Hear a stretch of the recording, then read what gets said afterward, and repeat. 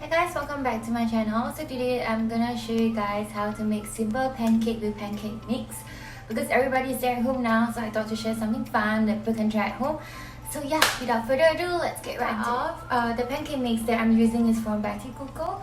It's my first time attempting to make pancake on my own, so I'm pretty excited and hopefully it turns out well. So yeah, if you're like me and have no idea how much pancakes to make, there's this pancake instruction over here. So to make 6 to 7 pancakes, you actually need 1 cup of the mix and 3/4 of the water. But I think I'm gonna make 1 to 2, so I'll just take it from there and see how it goes.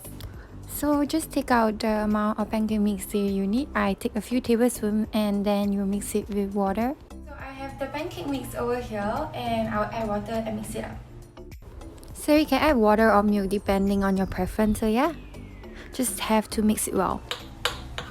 In order to make 2 different flavors, I decided to take out my Ferrero Rocher and crush it and mix it with the pancake mix so that it can be chocolate flavor as well, so yeah. As I wanted some varieties of flavor, I decided to take the Ferrero Rocher from my fridge and then heat it up. You can use chocolate or any other flavoring that you want. And I put it in about 10 seconds and I take it out and crush it and mix it with my pancake mix so that it will have chocolate flavor, so yeah. So for me, I like to preheat my pan for about 30 seconds with oil before I put my pancake mix in. And once you put it in, you wait about 30 seconds to a minute depending on your preference and wait until it's golden before flipping it onto the other side.